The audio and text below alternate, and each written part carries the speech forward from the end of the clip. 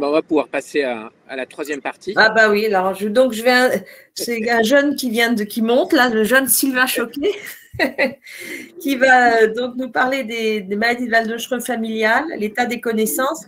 Je pense que ça aussi c'est important parce que c'est une question qui est souvent posée en consultation. Je pense que Sylvain y est confronté et on est tous confrontés parce que les formes familiales sont pas rares dans cette maladie. Et on va donc laisser la parole à Sylvain qui va nous dire un peu où on en est pour cette question de forme familiale. Merci Sylvain.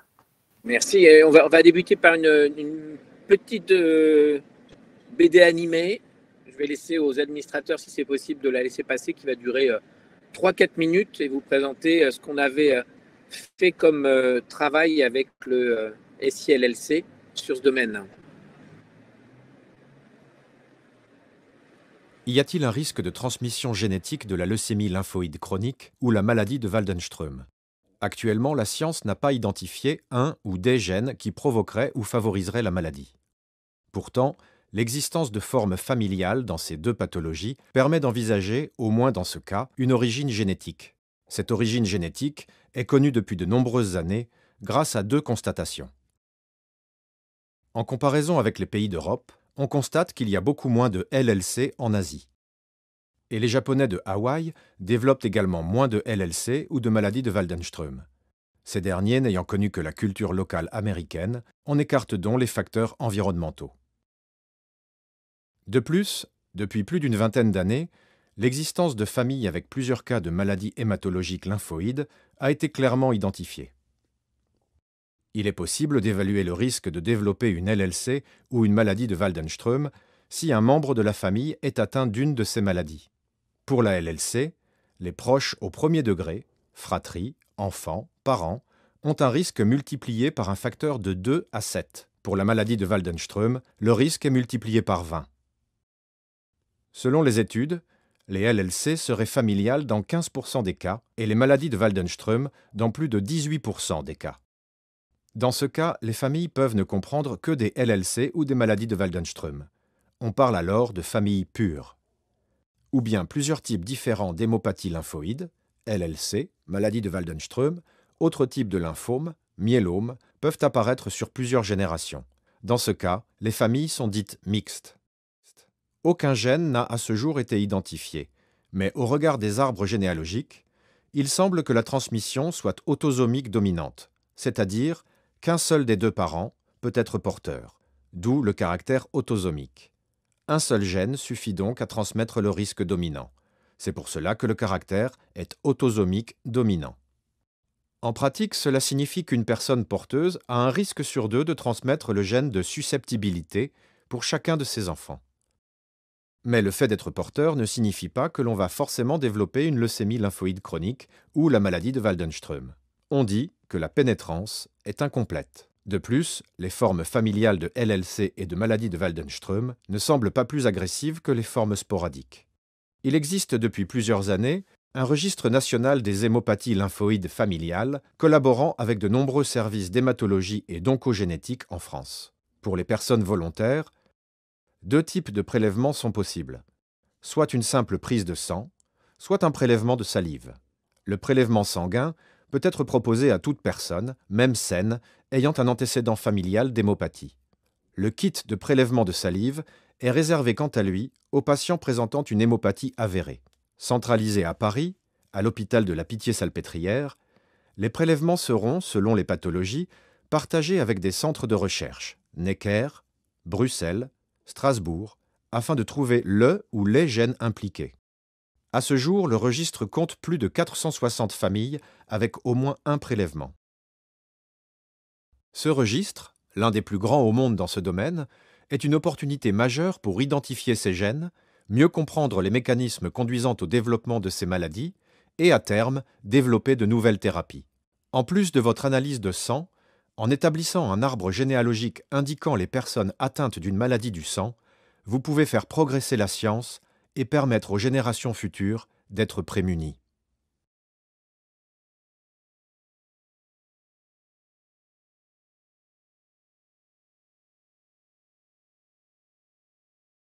On va revenir à la présentation en diapositive qui reprend un peu des principes de ce diaporama. et qui permettra de répondre à vos questions. Si on fait un petit peu d'épidémiologie, c'est-à-dire des chiffres connus et publiés actuellement sur cette notion familiale de maladie de Waldenström, il y a une publication il y a un peu plus de 10 ans par l'équipe de Tréon aux États-Unis qui, sur ses propres familles ayant une personne avec un Waldenström, 257 familles au total, il avait trouvé qu'il y en avait 48, c'est-à-dire 18,7%, qui avaient soit un autre Waldenström dans la famille, soit une autre maladie hématologique dans la famille. Ce qui fait ce 18%. Mais ce n'est pas toujours un autre Waldenström qui se place. Il y a d'autres publications qui ont montré des chiffres à peu près similaires et notamment qui donnent une idée de l'augmentation du risque d'avoir une maladie de Waldenström ou un autre lymphome par rapport à quelqu'un de standard dans une famille où il n'y a aucun cas de Waldenström. Et pour nous aider, on a besoin d'études très très larges. Et les meilleurs pour donner ces résultats-là, ce sont les registres des pays nordiques, notamment de la Suède, parce que les déclarations des maladies sont obligatoires, que ce soit des cancers ou non-cancers. Donc ils peuvent assez facilement remonter au sein des familles pour savoir s'il y a d'autres cas de maladies hématologiques. Pour vous montrer la méthode de cette première publication, et là évidemment les chiffres sont beaucoup plus gros, ce sont plus de 2000 patients qui ont une maladie de Waldenström ou un lymphome lymphoplasmocytaire, donc une maladie très très proche, puisque les maladies de Waldenström font partie de la grande famille des lymphomes lymphoplasmocytaires. Et ils ont regardé plus de 6000 patients qui étaient des proches au premier degré. Proches au premier degré, ça veut dire enfants, frères et sœurs, parents. Et ils vont regarder sur ces 6000 personnes s'il y a d'autres cas de maladies hématologiques, Waldenström ou autres. Et ils vont comparer à un groupe de contrôle où là on prend plus de 8000 personnes saines qui ont à peu près le même âge et même sexe que ceux qui ont été pris dans le groupe Waldenström, et ils vont regarder les proches au premier degré, mais là on monte à plus de 24 000 personnes. Et qu'est-ce que va donner cette comparaison? C'est qu'on retrouve ce chiffre dont on a parlé tout à l'heure, du risque lorsqu'il y a un Waldenström dans une famille, les autres membres au premier degré ont un risque multiplié par 20 de faire aussi une maladie de Waldenström, et également un risque un peu augmenté, mais un peu moins, de faire un autre type de lymphome non-Hodgkinien, une leucémie lymphoïde chronique, un pic monoclonal. Mais là, on n'avait pas montré, donc ça répond indirectement aux questions dont on a voulu répondre tout à l'heure sur le risque de cancer secondaire lorsqu'on a un Waldenström. Dans cette grosse étude, ça ne semblait pas évident qu'il y ait une augmentation par rapport à la population générale des autres cancers qui ne sont pas hématologiques. Et puis enfin, une autre étude très large également, mais là qui ne regroupe pas que la Suède, mais d'autres pays nordiques. Et vous voyez, on monte à 45 000 lymphomes qui sont étudiés, 169 000 patients, donc c'est vraiment des statistiques qui sont énormes. Eh bien, on retrouve ce risque aux alentours de 20, là c'est 25% de risque qui avait été trouvé lorsque dans une famille, il y avait un cas de Waldenström. Pour les autres membres, eh bien, il y a un risque à peu près dans ces eaux-là. Ça, c'est le risque potentiel lorsqu'il y a un seul cas. Lorsqu'il y a au moins 2 cas, on sait que c'est une famille qui a un gène de prédisposition, et ça, les risques sont beaucoup plus importants. On va voir comment on raisonne à partir des arbres généalogiques. Alors, pour reprendre les modes de transmission, pour comprendre ces termes d'autosomique, de dominant, de récessif dont on parle parfois, il faut reprendre un peu la génétique fondamentale. Et là, on passe de la droite jusqu'à la gauche. La droite, c'est vraiment ce qu'il y a tout petit, c'est le gène. Et nos gènes, on les a tous en double. On a les gènes qui viennent de la maman et les gènes qui viennent du papa. Donc, lorsqu'il y a un gène de telle chose, de telle molécule, mettons au P53, on a le P53 du papa et on a le P53 de la maman. Donc, tous nos gènes vont être en double. Et quand on éloigne le microscope, ces gènes, ils sont de plus en plus petits, ils vont être à l'intérieur de structures qu'on appelle les chromosomes. Donc, il y a des chromosomes qui viennent de la maman et du papa. Et les chromosomes, chez l'homme, on en a 46, dont 2 qui sont sexuels, le X et le Y, les femmes ayant 2 X, les hommes ayant le X et le Y. Le premier terme dont on a parlé tout à l'heure, donc un terme de génétique, on dit que c'est une transmission pour les familles de Waldenström, une transmission autosomique. Ça, c'est par opposition à transmission sexuelle. Ça veut dire que quand c'est une transmission autosomique, autant les hommes que les femmes peuvent avoir une atteinte et porter le gène. Le deuxième terme dont on a parlé, c'est dominant. Dans les transmissions de maladies qui sont dues à un seul gène, il y a soit les transmissions dominantes, et a priori, dans l'immense majorité des cas, c'est le cas pour les maladies de Waldenström, et d'autres transmissions, comme par exemple la mucoviscidose, là, c'est une transmission qu'on appelle récessive. Alors, on commence par celle qui est la plus fréquente pour vous, pour la maladie de Waldenström, la forme dominante. Ça veut dire quoi? Ça veut dire qu'il suffit d'un gène malade pour provoquer la susceptibilité à la maladie. Là, vous voyez sur ce dessin-là, le gène muté, malade, il est chez le papa. Il est coloré en bleu. Donc, vous voyez que pour chaque enfant, le papa a un risque sur 2 de transmettre le chromosome porteur de ce gène.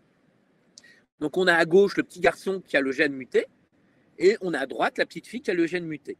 Ce qui fait qu'en statistique, lorsqu'on sait que vous êtes dans une famille avec au moins 2 cas, donc une famille avec un risque génétique, un papa ou une maman qui est atteinte de Waldenström, vous avez un risque sur 2 de le transmettre à chacun de vos enfants.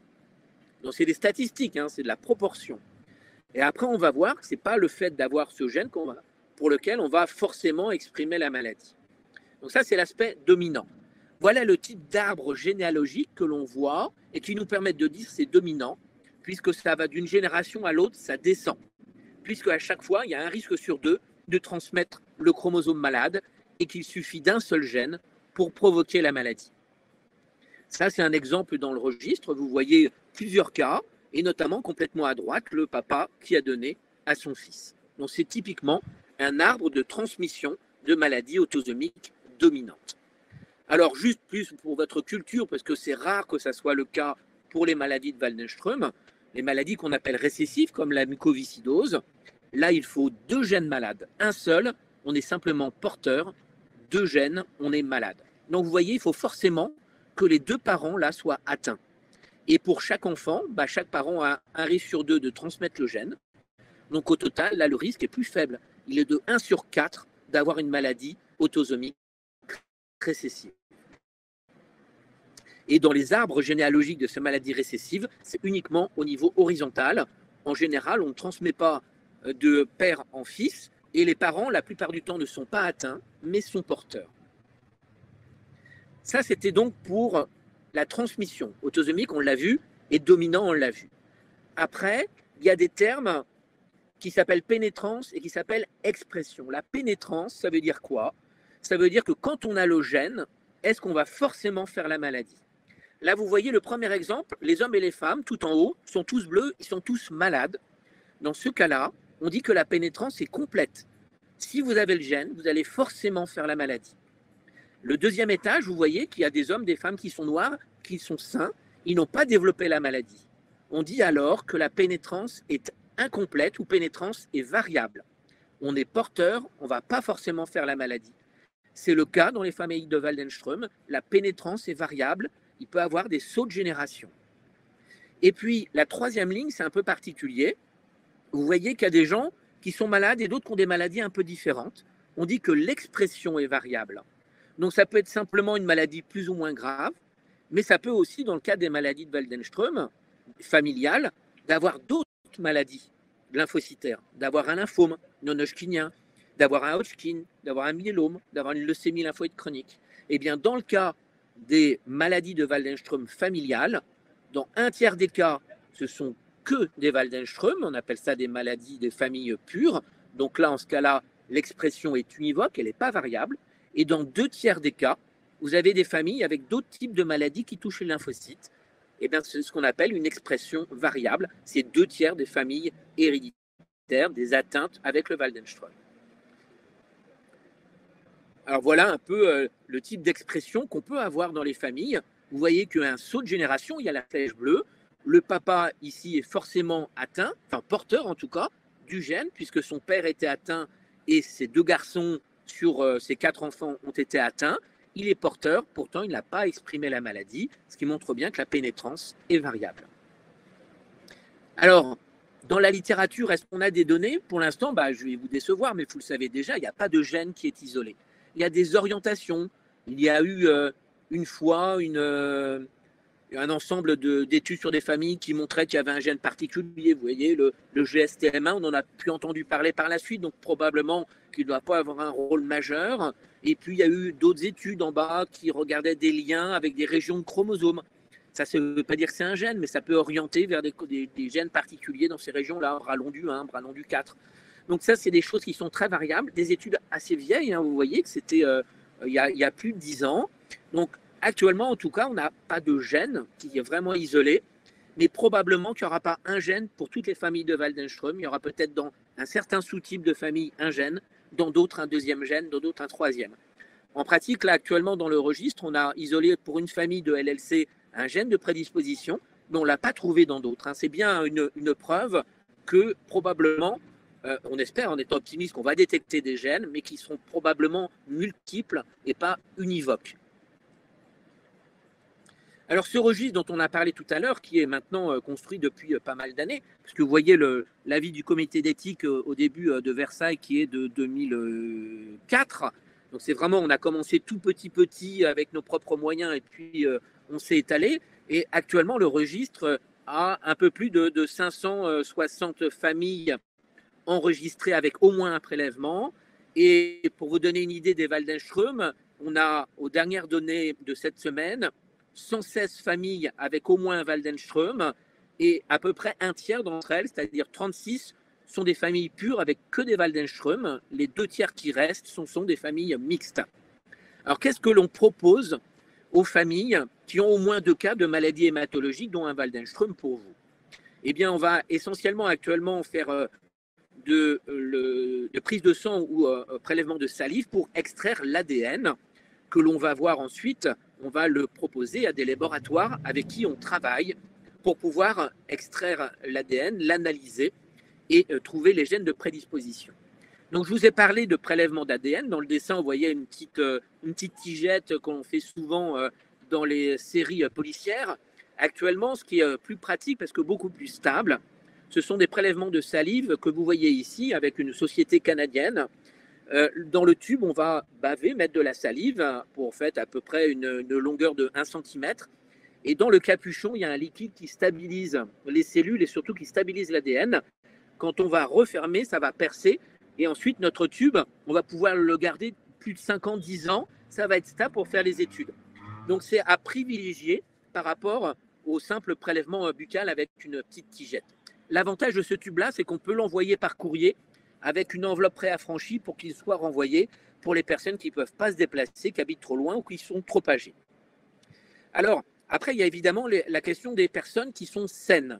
Les personnes qui sont saines ne veulent pas dire qu'elles n'ont pas le gène ou qu'elles ne vont jamais développer la maladie. Ça veut dire qu'au jour où on nous contacte, elles n'ont pas de diagnostic. Donc, ce que l'on propose, évidemment, c'est leur liberté propre de le faire ou pas, c'est de regarder un petit peu, non pas les gènes de prédisposition qu'on ne connaît pas, mais de voir s'il n'y a pas déjà des anomalies dans le sang qu'on puisse détecter. Et ça, vous le savez, dans la maladie de Waldenström, avant de faire la maladie, il y a l'apparition du pic. Ça, on peut le détecter des années avant le développement de la maladie. Donc, on va faire une électrophorèse et une immunofixation, et on va faire un dosage des chaînes légères libres circulantes pour affiner un petit peu, puis surtout, parce que c'est aussi un prédicteur d'une autre maladie qui est beaucoup plus fréquente que le Waldenström, qui est le myélome multiple. Et à côté de ça, on va regarder dans le sang s'il y a des populations lymphocytaires anormales. Ça, par contre, c'est très utile pour la prédisposition aux leucémies lymphoïdes chroniques. Ça, on sait très bien, ça a été fait sur des études, notamment chez les vétérans aux États-Unis, que des années et des années avant le développement de la leucémie lymphoïde chronique, il y a cette population de type LLC qui est dans le sang et qui grandit progressivement. Donc, avec ces tests-là, on va pouvoir dépister non pas tous les malades, mais déjà au moins certains d'entre eux des années avant de développer leur maladie ou même parfois au moment de la maladie. Une fois qu'on détecte quelque chose, on leur propose, s'ils veulent, revenir tous les 2 ans, tous les 5 ans ou tous les ans s'ils le souhaitent. Le cas particulier qui est assez fréquent et majoritaire des gens qui ont tout négatif, eh bien, on ne peut pas leur affirmer vous n'êtes pas porteur. On peut leur dire au jour d'aujourd'hui, au moins pour le Waldenström, le myélome et la LLC, on n'a pas de test qui est assez sensible pour dire vous avez déjà une prédisposition dans le sang, un début de maladie. Donc pour eux, on leur dit si vous le souhaitez, vous revenez dans 5 ans et puis on fera la même chose. Sauf si d'ici là, on a la chance de trouver les gènes ou le gène pour votre famille, auquel cas, ça sera plus simple. On pourra faire directement ce dépistage-là. Alors, quand je vous parle de l'immunophénotypage, on en a parlé tout à l'heure avec Damien Roosevelt, dans cette technique qui est simple, qui se fait sur le sang, avec des anticorps fluorescents. Et on utilise des machines plus ou moins sensibles.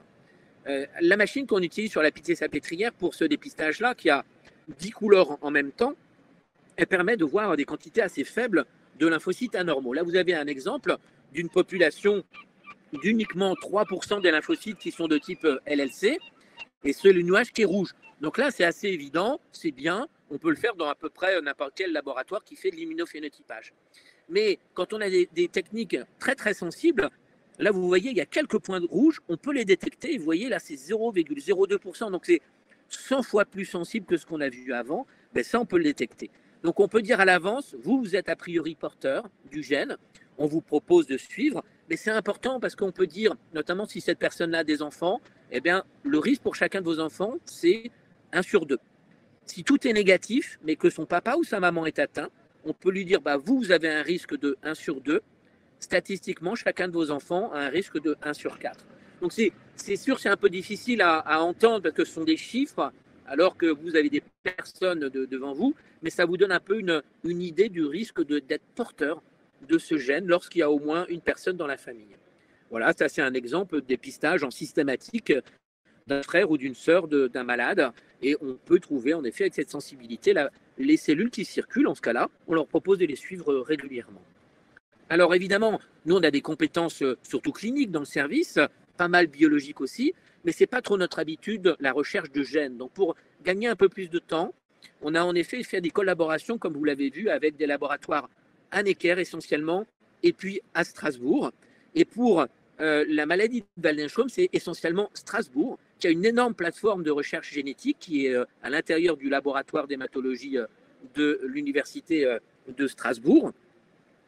Et la difficulté lorsqu'on recherche ces gènes, c'est en fait de chercher un peu une aiguille dans une botte de foin, mais une botte de foin qui est énorme, puisqu'on a des millions de gènes. Vous voyez qu'on a 6 milliards de bases, et là-dedans, une base, ça peut être une seule mutation. Vous voyez, donc il y a une possibilité pour chacun des 6 milliards de bases d'avoir des mutations. Et puis après, il faut savoir est-ce que ça se trouve dans des gènes, et il y en a à peu près 20 000. Donc c'est quand on va à l'aveugle, et c'est ce qu'on fait actuellement en général, on va séquencer l'ensemble du génome, regarder les mutations, donc on a tous des mutations, et après aller voir est-ce que cette mutation correspond à un gène, et est-ce que cette mutation est présente dans les autres membres de la famille et les autres familles qui sont atteintes. Donc c'est un travail qui est énorme, qui prend du temps, qui est cher, et qui a besoin d'une structure informatique et de recherche énorme. Donc ce centre à Strasbourg, vous voyez, de l'extérieur est très traditionnel, mais à l'intérieur est ultra moderne et a toute une panoplie de machines différentes en fonction de séquences qu'on le veut analyser. Est-ce qu'on veut regarder le génome entier? Est-ce qu'on veut regarder uniquement l'ARN? Est-ce qu'on veut regarder l'ADN ou des séquences plus précises? Donc ils ont toutes ces techniques-là à leur disposition pour pouvoir aller le plus vite possible, et ils ont heureusement également les fonds pour pouvoir le faire. Et vous avez toute l'équipe qui travaille avec nous, essentiellement le petit carré du milieu, avec le monsieur en polo qui est le directeur du laboratoire, en polo rouge, et celui en polo jaune qui est le jeune et brillant chercheur qui travaille directement avec nous et avec vous pour les maladies de Waldenström. Donc évidemment, je remercie tout le monde de votre attention, toutes les familles, parce qu'on ne peut absolument pas travailler sans vous, et puis tous les chercheurs et les médecins qui nous confient tous ces prélèvements et toutes ces familles. Merci encore à vous de votre attention. Merci beaucoup, Sylvain. Bon, je pense que c'est un petit peu éclairci, parce que la génétique, c'est toujours un peu compliqué. Et j'espère que c'est un petit peu plus clair pour tout le monde grâce à ton exposé. On va passer aux questions qui avaient été posées donc, avant cet exposé. Je fais partie des formes familiales de la maladie de Waldenström. Mon aîné, 30 ans, a une gammapathie monoclonale IgG-kappa et Ben Jones positive. Ma fille, 24 ans, une maladie auto-immune depuis l'âge de 3 ans. Diagnostic exact, lupus ou maladie auto-inflammatoire non posée. Comment ai-je contracté cette maladie et par quel mécanisme le transmet à notre descendance? La question, là, elle reprend un peu ce dont on a parlé tout à l'heure. C'est-à-dire qu'il y a et la patiente qui a une maladie de Waldenström et son fils qui a 30 ans qui a déjà un pic. C'est trop tôt, 30 ans, pour avoir un pic, donc très probablement, il y a en effet un gène de prédisposition. Vous voyez que c'est un pic IgG et pas IgM. Donc, c'est probablement ces 2/3 des familles avec Waldenström qui sont type mixte, avec des maladies qui sont différentes, mais qui toujours touchent les lymphocytes. La pathologie auto-immune, c'est moins évident. Il y a quelques cas de pathologie auto-immune dans ces familles, mais je n'ai absolument pas la possibilité d'affirmer que c'est dû au même gène ou que c'est la faute à malchance. Mais comme les maladies auto-immunes sont essentiellement liées aussi à des anomalies du système immunitaire, donc probablement des lymphocytes, ce n'est pas complètement délirant de dire que ça soit la même chose. Alors, comment vous l'avez contracté? Écoutez, vous avez probablement le gène et on ne sait pas pourquoi vous avez développé la maladie et un Waldenström plutôt qu'un pic, plutôt qu'un lymphome. Ça, c'est pour l'instant l'intérêt de la recherche pour pouvoir aller plus en avant dans ce sens-là. Alors, le conseil pour mes enfants, passer des tests pour un diagnostic précoce de la maladie de Waldenström. Tu as déjà un petit peu répondu à la question.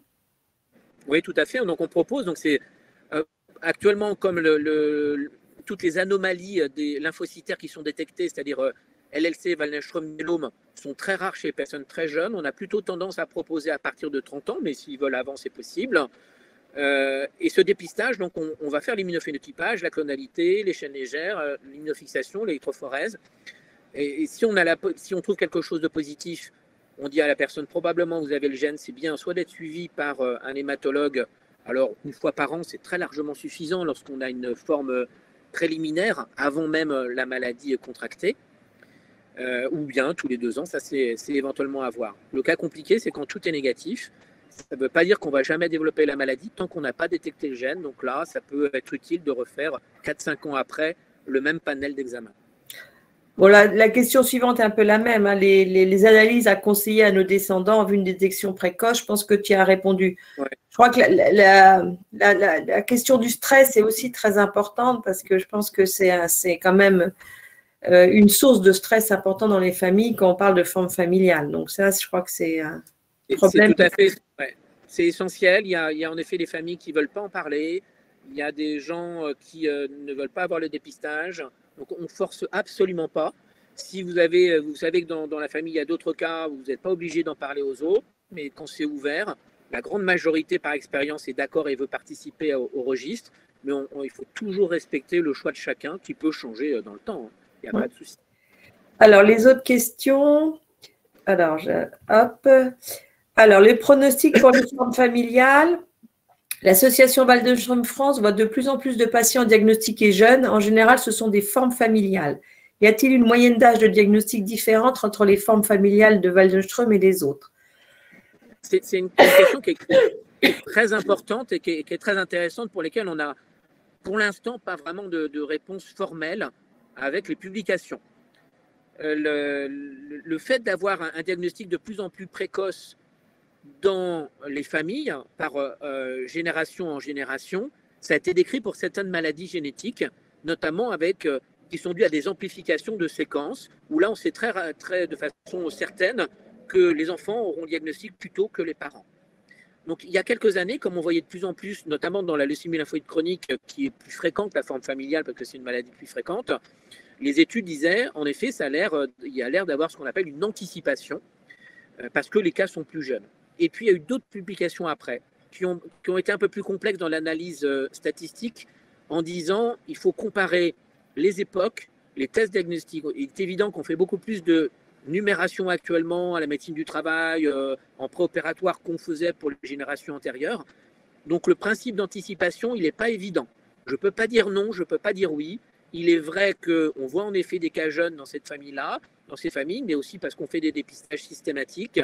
Et quand on a une forme jeune, ce n'est pas forcément familial, mais très clairement, c'est un conseil qu'on donne à nos collègues médecins. Quand vous avez une forme jeune, il faut quand même avoir le déclic et poser la question s'il n'y a pas d'autres maladies hématologiques dans la famille. Le pronostic en termes d'évolution et d'espérance de vie est-il différent pour les formes familiales? A priori, non. Ça, on l'a bien regardé, nous, au sein du registre pour les leucémies lymphoïdes chroniques, en regardant les critères, parce qu'il y a de multiples critères qui sont bien établis pour la LLC. Et là, de façon claire, au pire, c'était aussi bien que les formes standards. On avait même une petite tendance à avoir plus de pronostics, au diagnostic en tout cas, de meilleurs pronostics pour les formes familiales que les formes sporadiques. c'est pas prouvé, mais c'est vraiment l'impression que l'on a de façon générale. Donc, pas pire. Et la deuxième, peut-être mieux, mais ça, je ne peux pas l'affirmer. Le deuxième point qui est important à retenir, c'est qu'au sein des mêmes familles, vous allez avoir des formes différentes. Même dans les familles pures où il n'y a que des Waldenström, vous pourrez avoir un Waldenström sévère qui a besoin d'un traitement avec un Waldenström qui n'a jamais besoin de traitement. Vraiment, c'est très variable. Alors, une question sur le chat. Le risque peut être 25 fois supérieur à celui de la population générale, mais pouvez-vous dire quel est le risque absolu de lymphome pour des membres de la famille de patients atteints de Waldenström? Alors, ce qu'on a vu un peu dans les familles, quand on est au premier degré, quand on est dans une famille déjà, c'est à chaque fois le risque d'être porteur, c'est 1 sur 2, donc c'est quand même beaucoup. Si par contre vous êtes dans une famille où il n'y a que vous, par exemple, qui avez un Waldenström et personne d'autre, donc c'est là où au premier degré, ce sont les chiffres qu'on a vus tout à l'heure, un lymphome tout venant, vous multipliez par 2 à 3, mais on multiplie par 2 à 3, un risque n'est pas énorme dans la population. Donc c'est normal aussi qu'on dit on multiplie par 20 ou 25 le risque d'avoir d'un Waldenström, mais on a vu c'est 1%, si ce n'est moins, des lymphomes qui sont des Waldenström. Donc il ne faut pas non plus être complètement paniqué en disant j'ai un Waldenström, ma famille va avoir des Waldenström à côté. Par contre, si vous avez 2 cas, là on sait qu'il y a un gène et le risque est beaucoup plus important.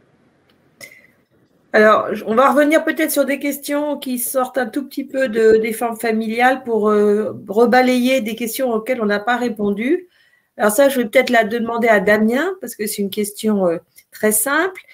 Est-ce que les progrès réalisés avec la technologie de l'ARN messager ouvrent des perspectives de traitement et éventuellement de guérison? On te laisse répondre. Merci Damien. Véronique. L'ARN messager, on en parle beaucoup pour le vaccin, mais j'ai pas à ma connaissance Je me demande s'il est toujours connecté. d'études qui étudient l'ARN messager comme outil thérapeutique dans la Waldenström. Moi, j'ai pas d'infos là-dessus. Je sais pas toi, Véronique, si tu as eu des infos sur ARN messager. Non, aucune. Ouais. Aucune. Peut-être une petite question pour Damien aussi. Est-ce que la vaccination anti-Covid Moderna peut de façon temporaire augmenter le pic IgM? Donc ça, j'ai répondu dans le chat, effectivement. C'est très rare, mais il y a quelques patients qui ont une petite augmentation. Toujours pas connecté, je pense. Ah bon? Si, on l'entend très bien. Si. Bon, Non, mais ça. tu m'entends, Véronique? Ok. Donc ça peut arriver, mais en général, c'est des augmentations du pic d'IgM qui sont modérées et transitoires. Ça revient au taux de base. Donc ça a pu être observé, mais globalement, c'est pas une inquiétude. Bon, il y a d'autres questions auxquelles on a pas mal répondu. Alors, il y a une question qui est revenue plusieurs fois sur le Big Nil. Qu'est-ce qui veut dire un petit peu ce que c'est que le Big Nil, comme particularité, etc. Damien ou Sylvain? La grande spécialiste, c'est Véronique Leblond, donc il faut la laisser parler. Moi j'entends pas Damien, donc je ne sais pas s'il parle. Nous, on l'entend, hein. Nous, on l'entend. Moi, je l'entends. Hein. On l'entend tous. On l'entend tous. Le syndrome de Big Nil, c'est quelque chose d'abord très rare. C'est une localisation du système nerveux central, contrairement, on a parlé des neuropathies périphériques qui touchent les nerfs périphériques. Là, c'est une localisation de la maladie de Waldenström, donc une infiltration par les cellules qu'on voit dans la moelle osseuse au niveau du système nerveux central, c'est-à-dire soit du cerveau, soit de la moelle épinière, soit, parce qu'il y avait une autre question sur la sciatique, soit éventuellement des racines des nerfs qui partent de la moelle épinière, et souvent il y a une infiltration ménagée, c'est-à-dire quand on fait une ponction lombaire, on trouve des cellules de la maladie. C'est comme ça souvent qu'on fait le diagnostic d'ailleurs, et on trouve aussi dans le liquide céphalorachidien, là où on fait la ponction lombaire, des cellules qui sont mutées MYD88. Voilà. Donc ça donne des signes neurologiques centraux, donc parfois assez particuliers, c'est-à-dire on peut avoir des absences, on peut avoir des petits troubles de la parole qui sont transitoires, des signes qui sont parfois un peu frustres et qui peuvent durer assez longtemps, et donc il faut y penser quand on a des signes neurologiques centraux, un petit peu mal expliqués, rechercher éventuellement quand on a une maladie de Waldenström, une infiltration au niveau du système nerveux central. Donc le traitement, c'est des traitements qui doivent passer au niveau du cerveau, au niveau de la moelle épinière, donc passer ce qu'on appelle une barrière. Il y a le cerveau et là, le système nerveux central est protégé par une barrière très, très forte qui fait que beaucoup de drogues ne peuvent pas y pénétrer. C'est une protection liée donc, de ce système nerveux central. Et donc, il faut utiliser des drogues, si on doit traiter, qui passent cette barrière, c'est-à-dire des drogues comme la bendamustine, éventuellement le Ritux, enfin le Maptera, mais c'est plus contesté, ou les inhibiteurs de BTK qui passent très bien cette barrière et qui peuvent donc être efficaces sur les patients qui ont un syndrome de Bing-Mill. Voilà. Je ne sais pas si vous voulez rajouter quelque chose. Est-ce qu'il reste des questions auxquelles vous pourriez répondre? Je pense qu'on a fait un petit peu le tour, non? J'ai revu un petit peu toutes les questions. En gros, on a quasiment répondu à tout. Alors, il y en a des questions un petit peu plus personnelles qui sont plus compliquées à répondre. Donc, voilà. Mais en gros, voilà, je pense qu'on a à peu près fait le tour des questions les plus disons, importantes qui ont été posées sur le chat. À moins qu'il y en ait une vraiment très importante qu'on ait sautée, si on peut dire, qui peut être posée maintenant. J'ai un petit peu, pardon, excusez-moi, j'ai un petit peu regardé. Je vois que toutes les questions quand même se recoupent plus ou moins. Hein, oui. Et que j'ai pas trouvé de questions bien particulières à laquelle. Non, je pense qu'on a répondu, que vous avez répondu un petit peu à tout, quoi, d'une façon ou d'une autre.